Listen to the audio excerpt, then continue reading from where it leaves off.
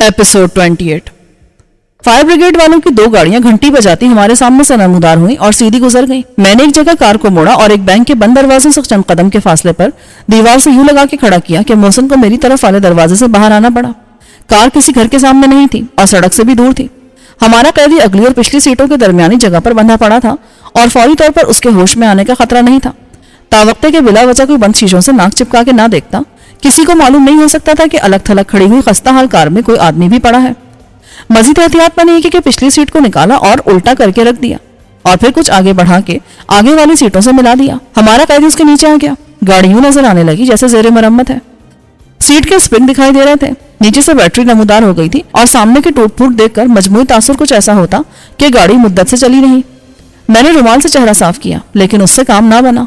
एक गली से शॉर्टकट इख्तियार करते हुए मुझे मस्जिद नजर आई और मैं वजू करने वाली जगह से मुंह हाथ धो के लौटा तो वो गर्दो गुबार साफ हुआ जो राबिया के घर में मेरे चेहरे और बालों पर बैठ गया था। चलते चलते मैंने बालों में कंघी फेरी और हम चंद मिनट बाद इन्फेंट्री रोड पर तुलू हुए। कब्रिस्तान में दाखिल होते हमें 2 जगह इज्तिमा दिखाई दिए। दूर के इज्तिमा में काले कोट नुमाया थे। मैं और मोहसिन खामोशी से लहद के गिर्द हल्का बनाकर खड़े होने वालों में शामिल हो गए। मेरी नजर ने जामिन रिजवी साहब को तलाश किया। वो मुझे ही देख रहे थे। उनकी आंखों में सवाल देखकर मैंने मायूसी से सर हिला दिया। रिजवी साहब की पेशानी पर बल पड़ गए। नामालूम तरीके से वो पीछे हटे और उनकी नजर का इशारा पाकर मैं भी पीछे हुआ। मैं घूमकर उनके करीब जा पहुंचा। अब हम दूसरे लोगों से चंद कदम दूर खड़े थे। सॉरी अंकल, आपका इंतजाम फेल हो गया। मैंने सरगोशी की। क्या मतलब? उन्होंने मेरी तरफ देखे बगैर कहा और दोनों हाथ बांधे पैर फैला सुकून से खड़े रहे। उन्होंने मुझे घर से निकलते आन लिया था। सफेद रंग की टोयोटा कार थी। मुझे रोकने के लिए उन्होंने फायरिंग की तो मुझे जान बचाकर फरार होना पड़ा। तुम वहां तक भी नहीं पहुंचे जहां मेरे आदमी मौजूद थे, उल्टे में ट्रक तक। मैंने नफी में सर हिलाया। मैं उससे पहले कोठी में घुस गया था। उसका दूसरा गेट ही नहीं था। मुझे दीवार तोड़ के निकलना पड़ा क्योंकि वो भी ताकुब में अंदर आ गए थे। गालिबन उनकी कार वहीं फंस गई। मैं वापस घर गया। वहां भी कोई नहीं था। रिजवी साहब के माथे की शिकनें गहरी हो गई। 4 आदमी थे वहां। मैंने उन्हें रुखसत कर दिया। मेरा ख्याल था उनकी जरूरत नहीं रही। कोठी में एक सांप के निकल आने से औरतें खौफजदा होकर भाग गई थी। सांप? सांप कहाँ था? ऊपर जहां मैयत रखी थी। वहीं बरामदे में किसी औरत ने देखा था। बेजर सा सांप था। मैंने मार दिया मगर औरतें चली गई तो मैंने मुनासिब जाना कि घर को लॉक कर दूं।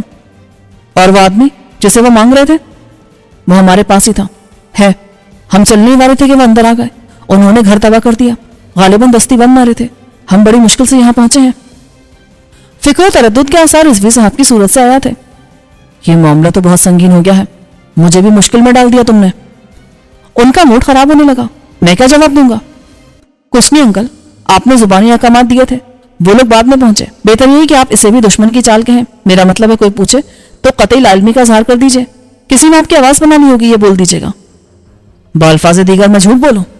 कसूरवार मातहतों को बना दूं कि वो तस्दीक किए बगैर क्यों आ गए? या फिर उनसे भी कहूं कि वो मेरे अहकामात और तामील के मामलात से लालमी का इजहार कर दें? सिकंदर, तुमने मुझे कहीं का नहीं रखा। दुश्मन तो वो मेरी जान के हो रहे अंकल। आपका कोई क्या बिगाड़ सकता है? मैंने जानते बूझते बुरा मानने के अंदाज में कहा। अगर आइंदा मैं आपसे मदद की दरख्वास्त करूं तो आप इनकार कर दें। मैं आगे बढ़ के लोगों में शामिल हो गया। गालिबन रिजवी साहब को बात में एहसास हुआ कि कसूरवार मैं नहीं और जो कुछ हुआ उसका अंदाजा तो वो खुद भी नहीं कर सकते थे। जब तदफीन से फारिग होकर लोग वापस हो रहे थे तो वो अमदम पीछे रहे। सिकंदर, उन्होंने मेरे साथ साथ चलते हुए कहा, मैं तुमसे इत्तेफाक करने पर मजबूर हूं। मुश्किल यह कि मैं तुमसे बेताल्लुक भी नहीं रह सकता। घर चल के तुम मुझे तफसील से बताओगे कि यह आदमी तुम्हारे हाथ कैसे आया, कौन है और अब तुम इसका क्या करोगे? इसे तो मैं आपके हवाले नहीं कर सकता वरना आपके घर पर भी हमला हो सकता है। वैसे मेरा ख्याल है अब वो लोग मुतमईन हो चुके हैं। उनको यकीन है वो आदमी राबिया की कोठी में हलाक हो गया है, जल गया है या दफन हो गया है। ये तो आपको राबिया बेहतर तौर पर बता सकती है कि वो कौन है और कहां से आया है। उसे सब मालूम है। वो मुतमईन नहीं हुए लेकिन मुझसे मजीद गुफ्तगू को उन्होंने लाहासिल समझा। मोहसिन ने मुझे और उनको बातें करते देख लिया था और दूर दूर चलता रहा था। रिजवी साहब को जुदा होते ही वो करीब आया लेकिन दूसरी तरफ से मंजर ने मुझे पहले ही आन लिया। यार, मैं तुमसे बात करना चाहता था। वो फूली हुई सांस के साथ बोला। वो इतना पैदल चलने का आदी नहीं था और अपने भारी भरकम वजूद का बोझ घसीटना उसके लिए मेहनत तलब काम था। राबे के घर पर मौका नहीं था लेकिन ये तो दुनिया के मामलात है, ऐसे ही चलते हैं। तुम्हारा वो केस था ना, दोबारा वालिद मरहूम का पोस्टमार्टम करवाने की दरखास्त, उस पर अहकाम सादर होने से पहले तुम्हारा बयान होगा और 3 गवाहों का मसला हल हो गया है। मैंने कहा, एक तो चिरागदीन का चौकीदार है गुलाब खान, दूसरा MDW का एक अकाउंटेंट मिल गया है गुलाम अली, वही तीसरा गवाह भी लाएगा। PWD के अकाउंटेंट का इस केस से क्या ताल्लुक? कोई जानने वाला था? PWD नहीं, MWD, मीर वजीर दिलावर एंड कंपनी। फर्म में एक तीसरा पार्टनर भी शामिल हो गया था, मीर शराफत अली, वजीर खान और चौधरी दिलावर। फर्म अब MWD इंजीनियरिंग कॉम्प्लेक्स कहलाती है और शादरा में है। मंजर ने सरे लाया, परसों की तारीख पड़ी है, तुम गवाहों समेत हाजिर हो जाना, उनकी निशानदेही पर कब्र खोदी जाएगी। कहाँ हाजिर होना है और किस वक्त? सुबह 9 बजे DM की कोर्ट में। फिर अदालत मेडिकल बोर्ड तश्कील देगी और SDM की मौजूदगी में वहीं कब्रिस्तान में दोबारा पोस्टमार्टम करने की तारीख दी जाएगी 2-4 दिन के अंदर अंदर। हम सबसे पीछे थे। आगे चलने वाले राबिया के मकान पर पहुंचे तो वहां एक हुजूम था जो सड़क के दूसरे किनारे पर खड़ा फायर ब्रिगेड को पाइप समेटते देख रहा था। पूरा घर एक जला हुआ खंडर बंद कराया गया था जिसके गिर्द पुलिस ने महासरा कायम कर रखा था। लोग एक दूसरे से पूछ रहे थे कि ये क्या हुआ, लेकिन जवाब देने वाला सिर्फ वही पुलिस इंस्पेक्टर था जिसकी कमान में एक हवलदार और 2 कांस्टेबल आए थे। वो सब करीब आने वालों को मुंतशिर करने में मसरूफ थे ताकि आग बुझाने वालों के काम में खलल ना पड़े। लेकिन अब इंस्पेक्टर अचानक वकीलों के मजमे में घिर गया और उसकी नफरी के लिए उनको डंडे मार के भगाना मुश्किल था। उसे बार बार बताना पड़ रहा था कि उसे कुछ नहीं मालूम, वो नहीं जानता कि मकान किसका है और मिस राबिया कारी एडवोकेट का है, तो वो ये बताने से कासिर है कि वो अंदर थी या नहीं। उसे तो इत्तला मिली थी कि क्राउन सिनेमा से जरा आगे कोठी में गोलियां चली हैं और 2 धमाके हुए हैं। उसने यहाँ आकर देखा तो फायर ब्रिगेड पहुंचा ही था। उस वक्त आग ही आग थी, जो गनीमत है कि दूर तक नहीं फैली, वरना यहाँ इतनी गाड़ियां खड़ी थी कि एक का पेट्रोल टैंक फट जाता तो दूसरी का भट्टा बैठ जाता और दूसरी से तीसरी का कुंडा हो जाता। बाजार उसे यह शिकायत थी कि आखिर लोगों के पास इतनी गाड़ियां क्यों हैं और आग से होने वाले नुकसान की फिक्र नहीं थी उसको। फिर उसने जामिन रिजवी साहब को देख लिया और उसका रवैया टेंशन वाला हो गया।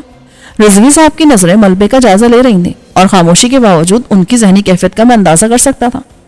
दूसरे लोगों को तशवीश थी, उनको परेशानी भी थी और गुस्सा भी, उन पर जो लाकानूनियत का ये मुजाहरा करके कानून को चैलेंज दे गए थे, मुझ पर और मोहसिन पर जिन्होंने अपनी हिमाकत से इस मुसीबत को दावत दी थी और कुछ अपने इंतजामात के नाकाफी साबित होने पर। उन्होंने लोगों को मुतमईन किया कि गालिबन राबिया को उनका शोफर ले गया होगा क्योंकि उन्हें अपनी गाड़ी नजर नहीं आ रही और राबिया के अकेले रह जाने के ख्याल से वो हिदायत दे गए थे कि वो उनकी वाइफ के साथ चली जाए। एक हमसा ने तस्दीक की पेशकश की और रिजवी साहब ने उसे अपने घर का नंबर बता दिया। 10 मिनट बाद ये बात सबको मालूम हो चुकी थी कि मिस राबिया खैरियत से हैं। जाने वाले अब 100 बातें कर रहे थे। आम ख्याल यही था कि इस मौके पर यह इंतकामी कार्रवाई इंतहाई शर्मनाक हरकत है और गालिबन जिम्मेदार कोई ऐसा मुवक्किल होगा जिसका मुकदमा राबिया जीत न सकी होगी। दोबारा जामिन रिजवी साहब के रूबरू होने से पेशतर हमारा गायब हो जाना बेहतर था। सब लोगों की तरह हम भी हैरत और गम गुस्से के इजहार में पेश थे और उन मोतबिर गवाहों की तादाद काफी थी जो पूरे यकीन के साथ कह सकते थे कि हम तदफीन से पहले यहाँ मौजूद थे। हम वक्त जनाजे के साथ रहे और सबके साथ वापस आए। रिजवी साहब अब तफ्तीश के लिए हिदायत जारी कर रहे थे और एक अखबार के रिपोर्टर से भी उलझ रहे थे जो खबर पाके या महज बायसे इत्तेफाक वहां पहुंचा था। मैं और मोहसिन उनकी नजर बचाकर एक वकील की कार में बैठ गए। हमें जरा नहर के पुल पर उतार दीजिएगा। उस शरीफ आदमी को जाना तो मुखालिफ सिंध था, लेकिन इतने कम फासले के लिए वो इखलाक और मुरव्वत के तकाजों को नजरअंदाज करके इनकार नहीं कर सकता था। नहर के पुल पर उतर जाने के बाद हमने थोड़ा सा फासला पैदल तय किया और उस मकाम तक पहुंचे जहां हमने राबिया की फॉक्सवैगन छोड़ी थी। उसको नुमाया करने वाला एक तो टमाटर जैसा चमकता हुआ गहरा लाल रंग था। अब सामने से बम्पर के पिचक जाने, बोनट के दब जाने और मडगार्डों के बदनुमा हो जाने से उस कार को शहर में हर जगह दूर से पहचाना जा सकता था। कार वहीं मौजूद थी और उसी हालत में खड़ी थी जिस तरह हमने उसे छोड़ा था। अब शाम के साए फैलने लगे थे और कार के बंद शीशों से अंदर का मंजर निस्बतन कम रोशनी के बायस दिखाई नहीं देता था। मुझे और मोहसिन को तशवीश लायक हो चुकी थी कि हमारा कैदी, जो जख्मी होने के अलावा सुबह से भूखा प्यासा है, बंधा पड़ा है और घसीटा जा रहा है, कुछ बताने से पहले कहीं वो सख्ती की ताब ना लाके दम न तोड़ दे। लेकिन सीट को उठाते ही शुबे की गुंजाइश ना रही। मैंने पलटकर मोहसिन को देखा और मेरी शक्ल देखते वो समझ गया कि हमारे अंदेशे सच हो गए हैं। मैंने सीट को सीधा करके फिट किया और मोहसिन ने मेरी जगह आकर वो खून देखा जो अगली पिछली सीटों के दरमियान बिछे हुए कालीन पर जमा हो गया था। खून उस जख्म से निकला था जो दिल के मकाम पर नजर आ रहा था और अब भी रिस रहा था। जख्म उस खंजर का था जिसका सिर्फ दस्ता सीने के बाहर था। उसका फल सीने से गुजर के दिल में पेवस्त हो चुका था। आलम बेहोशी में दस्ते कातिल अपना काम कर गया था। यह हरकत किसी ने अभी की है सिकंदर, ये देख, ये भी मरा नहीं है। अब यहां से भागने की कर, कोई देख लेगा तो हम मारे जाएंगे। मोहसिन ने चिल्लाकर कहा। उसने इंजन में चाबी घुमाई और इंजन फौरन स्टार्ट हो गया। तब मुझे ख्याल है कि कुछ देर पहले हम जान बचा के और उस कैदी को लेकर राबिया के घर से फरार हुए थे। तब भी कार को धक्का लगाने की जरूरत पेश नहीं आई थी। हालांकि सुबह से 2 बार ऐसा हो चुका था। वो नुक्स जो वक्ती था दूर हो गया था, मगर मुझे यूं लगा जैसे ही वफादार गाड़ी सूरत हाल की नजाकत समझती है। मोहसिन ने कार को नहर के किनारे से बाएं जाने मोड़ दिया। हमारा पहला मकसद उस जगह से दूर निकल जाना था। घर को तबाह करने के बावजूद वो लोग मुतमईन नहीं हुए थे। मोहसिन रफ्तार बढ़ाते हुए बोला। इससे तो यही जाहिर होता है कि उन्होंने बाद में भी हमारा ताक़ुब जारी रखा। लेकिन यार, میں نے کسی کو پیچھے آتا نہیں دیکھا تھا. انہوں نے اندازہ کر لیا ہوگا کہ ہم بھاگ کر کہاں جا سکتے ہیں. باقی سب لوگ اپنی اپنی گاڑیاں چھوڑ کر پیدل گئے تھے. ہم یہ گاڑی لے کر قبرستان جاتے تو سڑک کے کنارے کھڑی ہوئی واحد کار کو سب پہچان لیتے اور پہچان کر حیران بھی ہوتے. شاید انہوں نے ہمیں پیدل قبرستان تک جاتے بھی دیکھا ہو. معمولی سی تلاش سے ان کو کار مل گئی ہوگی. پھر وہ اپنے آدمی کو لے کر کیوں نہیں گئے؟ محسن سوچتے ہوئے بولا. ایک تو ان کے لیے یہاں کار میں سے کسی بنگے ہوئے آدمی کو نکالنا آسان نہ تھا. ٹریفک اتنی کہ مجمع اکٹھا ہو جاتا. دوسری بات یہ کہ ان کو تردد کرنے کی ضرورت نہ تھی. اس سے زیادہ آسان کام خنجر گھونپ کے نکل جانا تھا. اس آدمی کا وجود ان کے لیے خطرناک ہو گیا تھا. جسے دیکھا تو ہم نے ہی تھا، مگر دشمن کا خیال ہوگا کہ پولیس والے بھی دیکھ چکے ہیں اور ہو سکتا ہے تصاویر اور فنگر پرنٹس بھی لے چکے ہوں. ایسے بے مصرف آدمی کے زندہ رہنے میں خطرہ تھا، مگر اسے مار کے یہ خطرہ ختم کیا جا سکتا تھا اور ہمارے لیے مصیبت بھی کھڑی کی جا سکتی تھی. تیرا مطلب ہے کہ وہ پولیس کو کال کر چکے ہوں گے کہ فلاں جگہ گاڑی میں لاش پڑی ہے؟ محسن چونک کر بولا. دشمن کو بے وقوف سمجھنا بے وقوفی ہے محسن. اتنے تجربات کے بعد بھی ان کی فطرت کا اندازہ کرنے میں غلطی نہیں کرنی چاہیے. اگر ہم وہاں سے فرار نہ ہوتے تو ذرا سی دیر میں پولیس پہنچ جاتی. ہم کیا وضاحت کرتے؟ سارا زمانہ دیکھ چکا کہ صبح سے ہم یہ گاڑی لیے پھر رہے ہیں. ہم کیا بتاتے کہ باندھ کر قتل کرنے کے بعد ہم یہ لاش کہاں لے جانا چاہتے تھے اور ہم نے سے کیوں مارا؟ او مائی گاڈ، ہم تو اس آدمی کا نام تک نہیں جانتے. دیکھ ذرا، ہمارے پیچھے کوئی ہے؟ ہمارے پیچھے کوئی نہ تھا. چنانچہ میں نے محسن کو سڑک کے کنارے گاڑی روک لینے کے لیے کہا. سڑک پر سے کبھی کبھار کوئی گاڑی گزر جاتی تھی، ورنہ وہ سڑک ویرانی تھی. ہم دونوں نے اس شخص کو اٹھا کر باہر نکالا اور کار کے پیچھے زمین پر لٹا کر اس کی رسیاں کھولی. وہ قریب المرد تھا اور لمبے لمبے سانس لے رہا تھا. میں دوڑ کر نہر تک گیا اور دونوں ہاتھوں کے پیالے میں پانی بھر لایا. ایک کار میرے پیچھے سے گزری. کسی نے یہ منظر نہیں دیکھا تھا. میں نے زخمی شخص کے حلق میں پانی ٹپکایا اور باقی اس کے منہ پر گرنے دیا. وہ کرانے لگا. سر کو 2-3 مرتبہ جھٹکا دے کر اس نے نیم آنکھوں سے ہمیں دیکھا. دیکھو، میری بات سنو، میری آواز آ رہی ہے نا؟ اس شخص نے بمشکل تمام اقرار میں سر ہلایا. ایک بات سمجھ لو، تم بہت زیادہ زخمی ہو. تم جانتے ہو تمہیں مارنے والے کون ہیں؟ ہم تمہارا انتقام لے سکتے ہیں. ہمیں ان کا نام بتا دو. کون لوگ ہیں وہ؟ تمہارا بچنا بہت مشکل ہے، لیکن مرنے سے پہلے تم ایک نیکی کر سکتے ہو. ایک بار پھر اس نے جسم کی ختم ہوتی قوت کو مجتمع کیا. اس کے لب کانپے، مگر الفاظ اس کے حلق سے خرخراہٹ بن کے نکلے. ایک مرتبہ پھر میں پانی بھر کے لایا، مگر ہاتھوں کا کاسا گدائی کا پانی موت سے مزید مہلت حاصل نہ کر سکا. محسن نے مایوسی سے نفی میں سر ہلایا اور میں نے ہاتھ چھوڑ دیے. کچھ بتایا نہیں اس نے؟ بتایا ہے، معلوم نہیں میں نے غلط سنا یا صحیح. وہ دم آخر ذہن میں آنے والے بے ربط خیالات تھے یا ان الفاظ سے کوئی نتیجہ خاص کیا جا سکتا ہے؟ ایک لفظ تو راجا یا راج تھا، راج گڑھ یا راجا گڑھ. راج گڑھ ایک محلہ ہے. اور کرامت، دوسرا لفظ مجھے کرامت سنائی دیا تھا. تیسرا لفظ غالباً سراج تھا. سروج تو نہیں ہو سکتا، سراب بھی مشکل ہے. کرامت اور سراج. میں نے کہا یہ تو نام ہو سکتے ہیں، مگر راج گڑھ تو بہت بڑا علاقہ ہے. وہاں صرف نام سے کیسے تلاش کیا جا سکتا ہے؟ معلوم نہیں وہاں کتنے کرامت علی، کرامت حسین اور کرامت دین ہو. سڑک کو خالی پا کر ہم نے لاش کو وہیں چھوڑا اور کار لے کر چل پڑے. یہ کار بھی اب ہمارے لیے چلتا پھرتا خطرہ بن گئی تھی. ایک اندیشہ یہ تھا کہ دشمنوں نے پولیس کو فون کیا ہوگا تو کار کا نمبر بھی ضرور لکھوایا ہوگا. دوسرا اندیشہ یہ بھی تھا کہ ہم جس بنگلے کی دیوار توڑ کر نکل آئے تھے وہاں بھی خواتین نے نمبر دیکھ لیا ہو. اس خطرے سے نجات کی بہترین صورت یہی ہو سکتی تھی کہ کار سے نجات حاصل کر لی جائے. میں نے اسے تقریباً 2 میل آگے لے جا کر سڑک سے نیچے اتار دیا. اس کے ڈیش بورڈ میں سے 9,000 روپے کی گڈی کے علاوہ ہم نے کچھ نہ نکالا تاکہ پولیس کو مالک کا سراغ لگانے میں آسانی ہو. رابعہ نے رضوی صاحب کو اپنے اغوا کیے جانے کی اور بازیابی کے لیے ہماری کوششوں کا تمام ماجرا بتا دیا تھا. ہم رکشہ سے اترے تو سورج غروب ہو چکا تھا، مگر رضوی صاحب لان میں بیٹھے تھے، بالکل اکیلے، اپنے خیالات میں گم. ان کے سامنے 3 خالی کرسیاں تھیں اور میز پر چائے کے برتن رکھے تھے. انہوں نے ہمیں بتایا کہ رابعہ آرام کر رہی ہے اور بہتر ہوگا اگر ہم اسے مزید پریشان کرنے کے بجائے منہ ہاتھ دھو کے یا غسل کر کے چائے کے لیے حاضر ہو جائیں. چائے تو بہانہ تھی، وہ ہمیں جھاڑ پلانا چاہتے تھے جس کے ہم مستحق تھے. چنانچہ ہم دونوں نے سعادت پندی سے جی کہا اور اندر چلے گئے، مگر نہانے دھونے کے بجائے رابعہ کے پاس جا پہنچے. اس وقت رضوی صاحب سے کہنا مشکل تھا کہ وہ رابعہ کی کار کے چوری ہونے کی رپورٹ لکھوانے میں ہماری مدد کریں. رابعہ ہماری بات سمجھ سکتی تھی اور رضوی صاحب کو سمجھا سکتی تھی. آدھے گھنٹے بعد ہم غسل وغیرہ سے فارغ ہو کے اور کپڑے بدل کے حاضر ہوئے تو رابعہ بھی کرسی پر بیٹھی تھی اور تازہ چائے آ چکی تھی. رضوی صاحب نے کال کر کے اپنے علاقے کے تھانے دار کو بلوا لیا تھا اور بہت برہم تھے. ان کی تمام برہمی کا نشانہ ہم ہی بن سکتے تھے. وہ خوب گرجے برسے. مذاق بنا لیا قانون کو، ہیرو ہو گئے کل کے لانڈے صرف فلمیں دیکھ دیکھ کر. ہم نے تو جھک ماری ہے جی، کیا ضرورت تھی معاملات کو اپنے ہاتھ میں لینے کی؟ وہ خط اگر فوراً پولیس کے حوالے کر دیا جاتا تو لیبارٹری میں کوئی نہ کوئی سے پڑھ لیتا، معلوم ہو جاتا کہ یہ کیا سٹنٹ ہے. سب دھر لیے جاتے. کیا ملا درم خان بننے سے؟ رابعہ کا گھر تباہ ہو گیا، ایک اسکینڈل کھڑا ہو گیا. کل اخبارات میں سنسنی خیز سرخیاں بھری پڑی ہوں گی. तहकीक और तफ्तीश करने वाले झक मारते रहेंगे, हम जानते बूझते हक़ाइक़ की पर्दापोशी करेंगे। आइंदा के लिए नोट कर लो। एक एएसआई ने मुअद्दिबाना सलूट मारकर हमारी जाबख्शी करा दी। रिजवी साहब को खामोश होना पड़ा। यह हमारी खुशकिस्मती थी कि आखिरी रिपोर्ट जो चोरी के बारे में थी 2:10 पर दर्ज की गई थी। राबे की कार की चोरी की रिपोर्ट का वक्त 3 बजे के करीब लिखा गया। कार जनाजा उठ जाने के बाद रिजवी साहब के घर के दरवाजे पर से चोरी हुई थी। दूसरे वाकयात बाद में पेश आए थे। रिपोर्ट खुद मिस राबिया ने लिखवाई थी। एएसआई ने राबिया के दस्तखत लिए, सलूट किया और रुखसत हो गया। एक और झूठ। रिजवी साहब चिराग पा होकर बोले कि चक्कर बड़ा गलत है। एक झूठ को छुपाने के लिए 10 झूठ बोलने पड़ते हैं और कभी ना कभी एक झूठ पकड़ा जाता है तो झूठ का पूरा किला रेत की दीवार की तरह गिर पड़ता है। वो बोलते रहे और मैं और मोहसिन ये सोचते रहे कि जब रिजवी साहब को मालूम होगा कि कार में कत्ल हुआ है और जो खून उसमें मिला है वो उसी शख्स का है जिसकी लाश नहर के किनारे पड़ी मिली थी, तब क्या होगा। मैंने बेहतर समझा कि यह बात उनसे छुपाना अपनी पोजीशन को उनकी नजर में भी मुश्तबा बनाने के मुतरादिफ होगा और हमें उनकी मदद की आइंदा भी जरूरत थी। मैंने हिम्मत करके उस बदकिस्मत आदमी के अंजाम के बारे में भी बता दिया। ऐसी उन्होंने कुछ देर खामोश रहने के बाद कहा, क्या यह बेहतर ना होता कि तुम उस आदमी को लेकर नहर की तरफ भागने के बजाय किसी अस्पताल ले जाते? शायद उसकी जान बच जाती और पुलिस को वही बता देते जो सच था। उसकी जान बचने का इम्कान होता तो हम ये हिमाकत वाकई ना करते, लेकिन हमारे सच से नुकसान किसे होता? और फर्ज कीजिए वो शख्स होश में आके हमारे खिलाफ बयान दे देता। मरने वाले का बयान सच समझा जाता है, कानून हम पर फर्द जुर्म आयद कर देता। राबे के अगवा की कहानी भी सनसनीखेज सहावत को फरोग देने वाले नमक मिर्च लगाकर छाप देते, ज़ेब रास्ता के लिए भी बहुत कुछ मिलाते और राई का पहाड़ बना देते।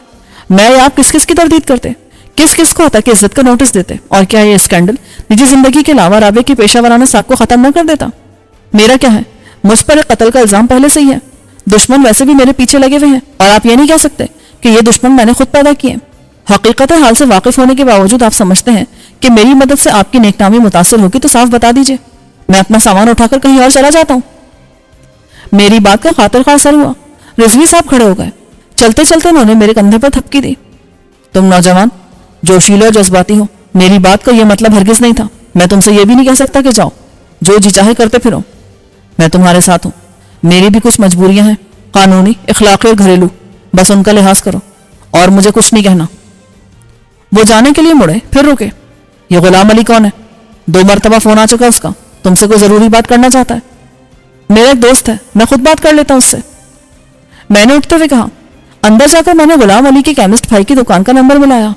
इनाम केमिस्ट, मुझे मिस्टर गुलाम अली से बात करनी है, मैं सिकंदर बख्त बोल रहा हूँ। अच्छा जी, बड़ा अच्छा हुआ जो आपने फोन कर लिया, भाईजान फिर आए बैठे थे आपसे बात करने के लिए। सिकंदर साहब, मुझे वो सब मिल गया है। चंद सेकंड बाद गुलाम अली ने फरते जज्बात से लरसती आवाज में कहा, अच्छा, बड़ी खुशी की बात है। मैंने जामिन रिजवी साहब को मौजूद पाकर गोलमोल बात की। फिर कल कहाँ मिल रहे हो? जहां आप कहें सर, मैं तो आज ही हाजिर हो जाता मगर आपसे बात ना हो सकी। हाँ भाई, वो हमारी अजीज हैं, उनकी वालिदा का इंतकाल हो गया था, सारा दिन वही गुजर गया। खैर, कल गार्डनिया में आ जाओ और हाँ, शाम का वक्त रख लो या सुबह का 11 बजे ठीक रहेगा। तो फिर खुदा हाफिज। अगरचे उसके बाद गुलाम अली ने रिसीवर रख दिया था मगर मैंने जाहिर किया कि बात जारी है। हाँ, अच्छा, कल ही चले जाओगे? एक आध दिन और ठहर जाते, गुंजाइश नहीं है? ओह, फिर तो मजबूरी है। मैंने फोन रख दिया। रिजवी साहब मुतमईन होकर जा चुके थे। उन्हें यकीन आ गया था कि गुलाम अली वाकई को ऐसा दोस्त है जो रुखसत होने से पहले आखिरी मुलाकात करना चाहता है। मैं बाहर आया तो राबिया अंधेरा होने के बाद भी वहीं बैठी थी और अकेली थी।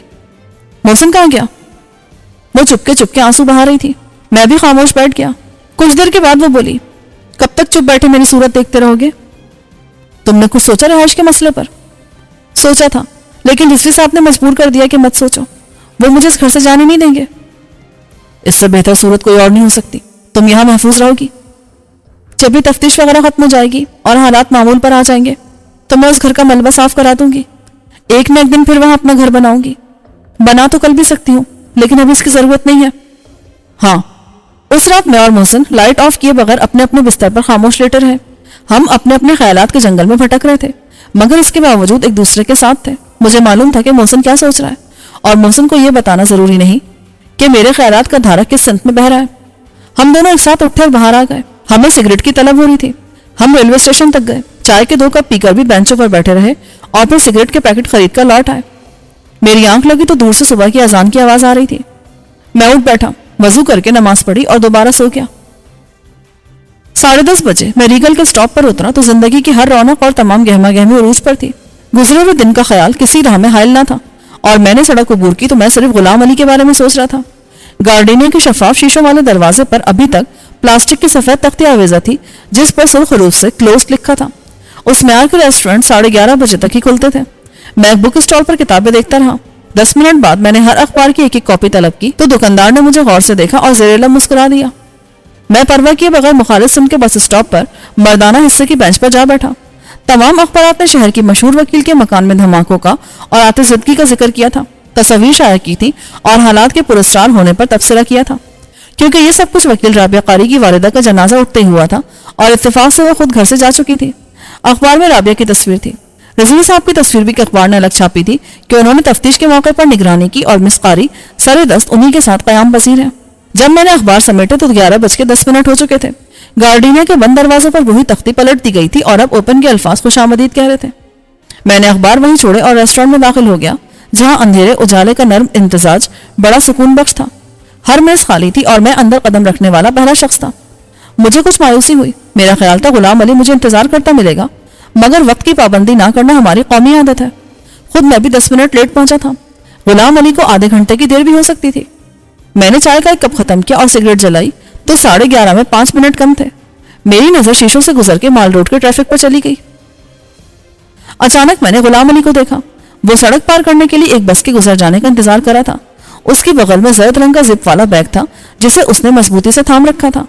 उसने आधी सड़क अबूर की और एक कार को गुजर जाने का मौका देने के लिए रुक गया। फिर मेरी नजरों के सामने उस कार ने यकलख्त रुख बदला और गुलाम अली को खबर तक ना हुई। कार ने उसे टक्कर मार के उछाला। वो मजाकखेज तरीके पर ऊपर गया और फिर सड़क पर गिरा। कार पलक झपकते में उसके ऊपर से गुजर गई। मैंने जेब से एक नोट निकाल के रखा और बाहर भागा। मैंने ये भी ना देखा कि वो नोट 10 का था या 100 का। मेरे पहुंचने से पहले गुलाम अली के गिर्द मजमा इकट्ठा हो गया था, लेकिन वो कार गायब हो चुकी थी। इधर उधर से दौड़कर आने वाले बेबसी से खाको खून में गलता उस टूटे फूटे बदनुमा गोश्त के फड़कते हुए ढेर को देख रहे थे, जो अभी चंद लम्हे पहले उन्हीं की तरह 100% जीता जागता आदमी था। मगर उसे कतई खबर ना थी कि इन खूबसूरत चमकती दमकती और कीमती कारों में से एक फरिश्ता अजल का धोखा देने वाला रूप है। कुछ लोग उसे हादसा कह रहे थे, कुछ लोगों ने उसे सड़क पार करने की कोशिश करते भी देखा था और उनका ख्याल था कि गुलाम अली ने जल्दी की थी। उस मजमे में शायद मेरे सिवा कोई ना था जिसको यकीन हो कि गलती किसी की ना थी। गुलाम अली ने वो कार देख ली थी और रुक गया था। कार वाले ने गुलाम अली को देख लिया था और उसके ऊपर से गुजर गया था। दोनों ने वही किया जो उनको करना था।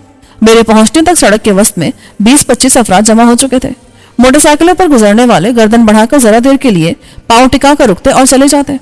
मैंने एक सार्जेंट को देखा जो ट्रैफिक में पड़ने वाले खलल से परेशान था और लोगों को डांट डपट के भगा देना चाहता था। चलो दफा हो जाओ, कोई तमाशा हो रहा है यहाँ। पसपा होने वालों में एक दुबला पतला नौजवान भी था जिसकी नाक तोते की तरह थी। उसके बगल में मुझे जर्द वैक्सीन का जिप वाला बैग नजर आया। मैंने उसे गौर से देखा। एक लम्हे के लिए हमारी निगाहें मिली। उसकी आंखों में खौफ था और वो नामालूम तरीके पर मजमे से अलग होने की कोशिश कर रहा था। मेरा शक यकीन में बदल गया। मैं उसकी तरफ बढ़ा तो वो बस स्टॉप की तरफ चलने लगा। मैंने अपनी रफ्तार बढ़ा दी। वो तकरीबन दौड़ने लगा। उसकी निगाहें किसी रिक्शा या टैक्सी को तलाश कर रही थी। मैं उसके पीछे दौड़ा तो वो बेतहाशा भागा। मुझसे 20 कदम आगे होने का फायदा यह हुआ कि वो एक बस में चढ़ गया जो रवाना होने के बाद रफ्तार पकड़ चुकी थी। मैंने बेबसी से इधर उधर देखा। कोई मुझे लिफ्ट देने को तैयार ना था। फिर एक मोटरसाइकिल वाले ने रफ्तार कम की। कहां तक जाना है? उसकी मोटरसाइकिल बहुत पुराने मॉडल की थी। बस जमजमा तक पहुंचा दे, मेरी बस निकल गई है। मैंने उसके पीछे बैठते हुए कहा, टाल्टन मार्केट के स्टॉप तक पहुंचा सकता हूं। वो बोला और मोटरसाइकिल ने 2 अफराद का बोझ उठाकर दौड़ना शुरू कर दिया। मुझे उसकी रफ्तार से मायूसी हुई, लेकिन मार्केट से पहले उस बस को कम से कम 2 जगह रुकना पड़ा, जबकि मेरी फ्लाइट नॉन स्टॉप थी। जीपीओ के स्टॉप पर मोटरसाइकिल और बस साथ साथ पहुंचे। फिर बस पीछे रह गई और मैंने सर घुमाकर देखा। उतरने वालों में वो शख्स शामिल नहीं था। यूनिवर्सिटी के सामने टाल्टन मार्केट के बस स्टॉप पर जब मैं पहुंचा और एक हुजूम बस पर हमलावर हुआ तो मैंने अदब व आदाब को बालाताक रखकर बजोरे बाजू जगह और दरवाजे के करीब खड़े रहने की जगह बनाने में कामयाब हुआ। बस को समनाबाद तक जाना था, चुनाचे मैंने आखिरी स्टॉप पर टिकट लेकर उस शख्स को तलाश करने की कोशिश की। पंजों के बल ऊंचा होकर देखने से भी मेरे लिए सबके सरों पर से आखिरी सीट तक हर चेहरा देखना मुश्किल साबित हुआ। मजीद ये कि लोग मुखालिफ सिमत में यानी उधर ही मुंह किए खड़े थे जिधर बस जा रही थी। स्टॉप गुजरते गए। मैंने ऊपर से आने वालों पर भी निगाह रखी और उस गोल अक्से की तरह बने हुए आईने में भी झांका जिससे ऊपर की मंजिल की हर सीट दिखाई देती थी। मैं कुछ मायूस होने लगा कि वो अचानक ऊपर से नीचे आया और मैं दुबक्कर पीछे हो गया कि उसकी निगाह मुझ पर ना पड़े। वो अगले स्टॉप पर उतरने की तैयारी कर रहा था और मुतमईन था कि मुझे पीछे छोड़ाया है। یہ خیال اسے ضرور ہوگا کہ میں رکشہ یا ٹیکسی لے کر تعاقب کر سکتا ہوں، چنانچہ وہ محتاط تھا۔ اس نے بس کے رکنے سے پہلے ہی چھلانگ لگا دی اور میں عین وقت پر دو پہلوان ٹائپ افراد کے درمیان پھنس گیا جو میری راہ میں چٹان کی طرح کھڑے تھے اور ہلنے پر آمادہ نہ تھے۔ ایک مخمنی سے نوجوان کو دھکیل کر میں نے دروازے میں سے چھلانگ لگائی تو بس کافی آگے جا چکی تھی۔ سالہ جیب کترا، مخمنی نوجوان نے کہا۔ میرے اترنے کا انداز واقعی جیب کتروں جیسا تھا۔ میں سڑک پر گرا اور قلع بازی کھا کر کھڑا ہو گیا۔ ضرب پیگ والا 50 قدم پیچھے مخالف سمت میں جا رہا تھا۔ اچانک اس نے پلٹ کر دیکھا، مجھ پر نظر پڑتی وہ بھاگ اٹھا۔ یہ رہائشی علاقہ تھا جہاں ٹریفک نہ ہونے کے برابر تھا۔ ایک گلی میں 100 گز کی دوڑ لگانے کے بعد درمیانی فاصلہ آدھا ہو گیا کہ وہ گھوم گیا۔ میں اس موڑ تک پہنچا تو وہ یوں غائب ہو گیا جیسے ہوا میں تحلیل ہو چکا ہو۔ صاف ظاہر تھا کہ وہ کسی گھر میں گھس گیا ہے۔ 1 منٹ کے فرق سے وہ زیادہ دور نہیں جا سکتا تھا، لیکن میرے لیے شروع کے گھروں کا دروازہ بجا کے پوچھنا بھی ناممکن تھا کہ یہاں کوئی ضرب بیگ والا آیا ہے۔ اچانک مجھے احساس ہوا کہ میں گلی کے موڑ پر جس مکان کے سامنے کھڑا ہوں وہ مقفل ہے اور غیر آباد لگتا ہے۔ گلی میں ایک طرف 2 بچے کھیل رہے تھے، دوسری طرف سے ایک سبزی والا اپنی ریڑھی دھکیلتا اپنی آمد کا اعلان کرتا آ رہا تھا۔ اس کا منہ دوسری جانب تھا، لیکن کسی بھی دروازے سے کوئی عورت سبزی خریدنے نکل سکتی تھی۔ میں نے اللہ پر بھروسہ کرتے ہوئے اوپر سے نیچے آنے والے زنگ خوردہ لوہے کے پائپ کو دیکھا اور 2 منٹ بعد چھت پر جا پہنچا۔ نیچے گلی میں سبزی والے کو 2 عورتوں نے گھیر لیا تھا، مگر ان کی توجہ آلو بیگن وغیرہ کی طرف تھی۔ ارد گرد چھتوں پر کپڑے سوکھ رہے تھے۔ میں نے فوراً کونے کی 3 دیواروں کے سال میں پناہ لی جو بیت الخلا تھا اور لاہور کے اکثر پرانے مکانوں کی طرح چھت پر اوپن ایئر بنایا گیا تھا۔ گلی کی طرف کی دیوار کے ایک موکھے سے میں نے ضرب بیگ والے کو سر نکال کر جھانکتے دیکھا۔ وہ 2 گھروں کے درمیان واقع چھوٹی سی مسجد میں گھس گیا تھا۔ اب اس کے حیران ہونے کی باری تھی کہ تعقب کرنے والا یکلس چھلاوا بن کر کہاں غائب ہو گیا۔ میں اسے دلچسپی سے دیکھتا رہا۔ چند منٹ بعد جب اسے یقین آنے لگا کہ میں واپس آ چکا ہوں تو وہ مسجد کے محرابی دروازے کی پناہ سے نکلا۔ میں نے موقع کا خیال کیے بغیر پھر پائپ کی مدد سے لینڈ کیا۔ کسی نے چلا کر مجھ سے کچھ کہا، مگر میں پھر ضرب پیگ والے کے پیچھے دوڑا اور اس ریس میں دخل انداز ہونے کی کوشش سب سے پہلے سبزی والے نے کی، لیکن آگے والا بلا کا پھرتیلا تھا۔ سبزی والے دھکے میں نیچے گرا۔ زیادہ مشتعل ہو کر اس نے ریڑھی کی مدد سے میرا راستہ بلاک کرنا چاہا۔ مجبوراً مجھے ریڑھی الٹ کے راستہ بنانا پڑا۔ وہ چیخ پکار کرتا 1-2 قدم دوڑا پھر رک گیا۔ وہ ریس میں شریک ہو کے ناکام واپس لوٹتا تو تمام گھریلو خواتین سیلف سروس کر کے 1 دن کی بھاجی مفت پکانے کے لیے لے جاتی۔ وہ ایک بغلی سڑک پر طلوع ہوا اور میں نے 1 فرلانگ تک اس کا پیچھا کیا۔ اس کا اسٹیمنا بھی کمال کا تھا۔ 1 میل سے زیادہ دوڑ لینے کے باوجود تھکن سے اس کی رفتار میں کمی نہیں آئی تھی، مگر میرا سانس پھولنے لگا تھا۔ پھر ایک دلچسپ اتفاق ہوا۔ وہ شخص ایک موٹر سائیکل سے بچنے کی کوشش میں کھمبے سے ٹکرایا اور گر گیا۔ موٹر سائیکل دوسری جنگ عظیم کے زمانے کی ٹرائمف ملٹری ماڈل تھی اور اسے ایک پولیس والا چلا رہا تھا جس نے موٹر سائیکل روک کے مشتبہ طور پر فرار ہونے والے کو روک لیا۔ میں نے غور سے دیکھا تو پولیس مین حشمت خان تھا۔ تھانے سے باہر غیر معمولی حالات میں میری اس سے دوسری ملاقات تھی۔ اب وہ ضرب بیگ والے نوجوان سے کچھ پوچھ رہا تھا اور اس کا بیگ ہاتھ میں لے چکا تھا۔ بیگ والے نے میری طرف دیکھا تو میں نے ہونٹوں پر انگلی رکھ کر اسے خاموش رہنے کا اشارہ کیا۔ وہ سر تذبذب میں پڑ گیا۔ اس کے لیے آگے کھائی پیچھے خندق والا معاملہ تھا۔ شاید پولیس کو بڑی مصیبت سمجھتے ہوئے اس نے مجھ سے نمٹنے کو ترجیح دی۔ میرے اشارے کا مطلب کچھ یہی نکلتا تھا کہ انسپکٹر کو کچھ معلوم نہ ہونے پائے، اور اس سے یہ نتیجہ بھی اخذ کیا جا سکتا تھا کہ میں اسے پولیس سے نجات دلانے کے موڈ میں ہوں۔ وہ ہم دونوں کا مشترکہ دشمن تھا اور ہمارا وقتی اتحاد اس کا مقابلہ کرنے کے لیے ضروری تھا۔ بیگ والے نے یہ بات سمجھ لی۔ میں نے حشمت خان کو پیچھے سے دبوچا اور اس کو کنپٹی پر ہاتھ مار کے بے ہوش کیا تو اسے بالکل خبر نہ ہوئی کہ حملہ آور کون تھا۔ بیگ قابو میں کر کے میں نے اس نوجوان کی طرف دیکھا۔ بیٹھو میرے ساتھ ورنہ دونوں پکڑے جائیں گے، میں نے چلا کر کہا اور حشمت خان کی موٹر سائیکل پر جا بیٹھا جس کا انجن چل رہا تھا۔ نوجوان خوفزدہ اور ہکا بکا کھڑا تھا اور گلی میں پڑے حشمت خان کے ڈھیر کو گھور رہا تھا۔ دوسری جانب سے 2 آدمی ہلڑ مچاتے آ رہے تھے۔ پاگل کے بچے، مجھے بھی مرواؤ گے؟ میں نے موٹر سائیکل کو گیئر میں ڈالا اور نوجوان دوڑ کر پیچھے بیٹھ گیا۔ اس عجیب الخلقت موٹر سائیکل کو سنبھالنا اور چلانا آسان نہ تھا، مگر میں نے اسے جان ہتھیلی پر رکھ کر یوں چلایا جیسے بازیگر موت کے کنویں میں چلاتے ہیں۔ سمت کا خیال کیے بغیر میں 3 میل دور نکل گیا۔ اتنی دیر میں مجھے اندازہ ہو چکا تھا کہ میرے ساتھ بیٹھا ہوا نوجوان نوآموز ہے، پیشہ ور نہیں، ورنہ اب تک وہ خنجر پستول نکال چکا ہوتا۔ ایک سنسان جگہ میں نے موٹر سائیکل روک دی۔